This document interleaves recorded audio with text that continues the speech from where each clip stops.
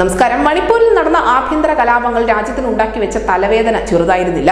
ഇപ്പോഴും അവിടെയുള്ള സംഘർഷങ്ങൾക്ക് അയവൊന്നും വന്നിട്ടില്ല. നിലവിൽ മണിപ്പൂരിലെ സംഘർഷങ്ങൾ നിയന്ത്രണ വിധേയമാണ് എങ്കിൽ പോലും എപ്പോഴാണ് അവിടെ വീണ്ടും ഒരു കലാപം പൊട്ടിപ്പുറപ്പെടുക എന്നുള്ള ആശങ്ക രാജ്യത്തിന് ആകമാനമുണ്ട് താനും. എന്തായാലും മണിപ്പൂരിലെ ഈ സംഘർഷങ്ങളുടെ സമയത്താണ് ഗോത്രങ്ങൾ എന്താണ്, അല്ലെങ്കിൽ ഈ ഗോത്ര വിഭാഗങ്ങൾ തമ്മിലുള്ള പ്രശ്നങ്ങൾ എന്താണ് തുടങ്ങിയ കാര്യങ്ങളൊക്കെ ദക്ഷിണേന്ത്യയിലുള്ള നമ്മൾ വിശദമായി ചർച്ച ചെയ്തത്.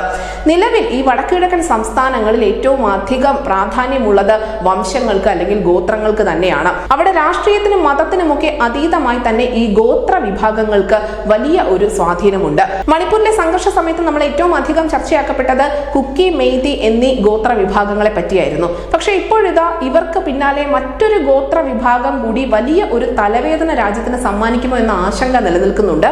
ഇത് മറ്റൊരു വടക്കുകിഴക്കൻ സംസ്ഥാനമായ മിസോറാമിലാണ് ഇത്തരത്തിലുള്ള വലിയ ഒരു ആശങ്ക നിലനിൽക്കുന്നത്. നമുക്കറിയാം, കഴിഞ്ഞ ദിവസങ്ങളിലൊക്കെ ഏറ്റവും അധികം ചർച്ചയാക്കപ്പെട്ട ഒരു കാര്യമാണ് മ്യാൻമറിൽ നിന്നുള്ള അഭയാർത്ഥികളെ സ്വീകരിക്കുന്നതിൽ മിസോറാം പിന്തുടരുന്ന സ്വതന്ത്രമായ ഒരു നിലപാട്. നിലവിൽ മിസോറാം ഭരിക്കുന്ന ZPM എന്ന പാർട്ടി ഉൾപ്പെടെ അവിടെ സ്വീകരിച്ചിരിക്കുന്ന ഒരു നയമുണ്ട്. അതായത് ഈ മ്യാൻമറിൽ നിന്നുള്ള ചിൻ എന്നുള്ള ഗോത്ര വിഭാഗം അവർ മിസോകളുമായി വംശീയ ബന്ധം പങ്കിടുന്നുണ്ട്. അതുകൊണ്ട് തന്നെ ആ വംശീയ ബന്ധത്തിന്റെ പേരിൽ അവർ അഭയാർത്ഥികളായി സംസ്ഥാനത്തേക്ക് വരികയാണെങ്കിൽ തങ്ങൾ ഒരിക്കലും അവരെ കുടിയിറക്കില്ല, അവരെ സംരക്ഷിക്കുമെന്ന നിലപാടാണ് മിസോറാം എന്ന സംസ്ഥാനം സ്വീകരിച്ചിരിക്കുന്നത്. പക്ഷെ നമുക്കറിയാം, രാജ്യം ഇതുവരെയും അവർക്ക് അഭയാർത്ഥി പദവി കൊടുക്കാൻ തയ്യാറായിട്ടില്ല. അതിനോടൊപ്പം തന്നെ ഈ മ്യാൻമറിൽ നിന്നും കുടിയേറുന്ന എല്ലാവരും തന്നെ ചിൻ ഗോത്രത്തിൽപ്പെട്ടവരാണോ, അല്ലെങ്കിൽ ഇതിൽ വിഘടനവാദികളുണ്ടോ, തീവ്ര സ്വഭാവമുള്ള സംഘടനകളുടെ തലവന്മാരുണ്ടോ തുടങ്ങിയ വലിയ ആശങ്കകളൊക്കെ രാജ്യത്തിന് നിലനിൽക്കുന്നുണ്ട്.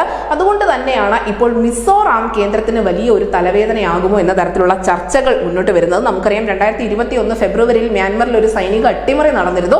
ആ അട്ടിമറിയെ തുടർന്ന് 31,000-ലധികം ചിൻ ഗോത്രത്തിൽപ്പെട്ട ആളുകളാണ് മിസോറാമിൽ മാത്രമായി അഭയം തേടിയത്. ഇതിനോടൊപ്പം തന്നെ മണിപ്പൂരിൽ നിന്നുള്ള ആളുകളുമുണ്ട്. എന്തായാലും ഈ വംശം, ഗോത്രം തുടങ്ങിയവയുടെ പേരിൽ നിലവിൽ മിസോറാമിന്റെ ഭരണകൂടം സ്വീകരിക്കുന്ന ഒരു നിലപാടുണ്ട്. ആ നിലപാട് എങ്ങനെയായിരിക്കും ഒരു അടുത്ത സംഘർഷത്തിലേക്ക് വഴിവെക്കുക എന്ന ആശങ്ക കേന്ദ്ര ആഭ്യന്തര മന്ത്രാലയത്തിന് ഉൾപ്പെടെയുണ്ട്. മാത്രമല്ല, മ്യാൻമർ അതിർത്തി പൂർണ്ണമായും വേലി കെട്ടും എന്നുള്ള ഒരു നയം കേന്ദ്രം കഴിഞ്ഞ ദിവസങ്ങൾ സ്വീകരിച്ചിരുന്നു. ഈ നയത്തിൽ നിന്ന് പോലും അവർക്ക് പിന്നോട്ട് വരേണ്ടി വന്നു, മിസോറാം എന്ന സംസ്ഥാനത്തിന്റെ വലിയ ഒരു സമ്മർദ്ദം കാരണം. അതുകൊണ്ട് തന്നെ പൂർണ്ണമായും വേലി കെട്ടുന്നില്ല.